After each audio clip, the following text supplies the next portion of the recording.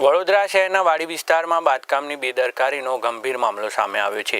નવા નિર્માણ દરમિયાન સર્જન કોમ્પ્લેક્સની સંરક્ષણ દિવાલ ધરાશાયી થતાં સ્થાનિકોમાં ભયનો માહોલ ફેલાયો છે। દિવાલ પડતા દુકાનોને નુકસાન થયું છે અને રહેવાસીઓએ તંત્ર સામે સવાલો ઉઠાવ્યા છે। વડોદરા વાડી વિસ્તારમાં કલાદર્શન રોડથી ડીમાર્ટ તરફ જતા માર્ગ પર સર્જન કોમ્પ્લેક્સ અને બાલાજી કોમ્પ્લેક્સની વચ્ચે એક બિલ્ડર દ્વારા નવા બાંધકામ માટે ઊંડા ખાડા ખોદવામાં આવ્યા હતા। આ ખોદકામની સીધી અસર સર્જન કોમ્પ્લેક્સની સંરક્ષણ દિવાલ પર પડી હતી અને દિવાલ અચાનક ધરાશાયી થઈ હતી। દિવાલ તૂટી પડતા કોમ્પ્લેક્સની કેટલીક દુકાનોને પણ નુકસાન પહોંચ્યું હોવાનું સામે આવ્યું છે। ઘટનાના પગલે કોમ્પ્લેક્સના રહેવાસીઓએ તાત્કાલિક તંત્રને જાણ કરી હતી અને નિર્માણ કાર્ય કરી રહેલા બિલ્ડર સામે ભારે વાંધો ઉઠાવ્યો હતો।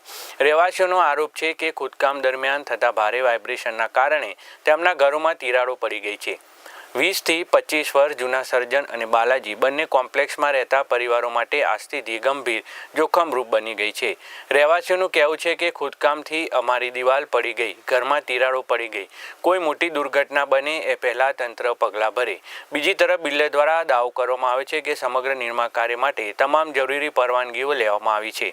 હવે સૌથી મોટો પ્રશ્ન એ છે કે શું તંત્ર આ સમગ્ર મામલે તપાસ કરી રહેવાસીઓના હિતમાં યોગ્ય કાર્યવાહી કરશે કે પછી કોઈ મોટી દુર્ઘટનાની રાહ જોવાશે। કલાદર્શન થી ડીમાર્ટ જતા રોડ પર આ વચ્ચે સર્જન કોમ્પ્લેક્સ અને બાલાજી એન્કલેવ જે બીપીએસ જૂની હતી એની સામેનો રોડ છે। ત્યાં આગળ એક નવું કામ થઈ રહ્યું છે, તો એ લોકોએ જે ખાડા ખોદ્યા છે એના લીધે સર્જન અને બાલાજી બે બિલ્ડિંગને ડેમેજ થવાનો ભય છે અને એ લોકોએ જે ઊંડા ખાડા ખોદ્યા છે એના લીધે અમારા ઘરમાં વાઇબ્રેશન પણ ચાલુ થઈ ગયું છે અને એક દુકાનનું પતરું ઓલરેડી પડી ગયું છે, બીજું પડવાની તૈયારીમાં છે।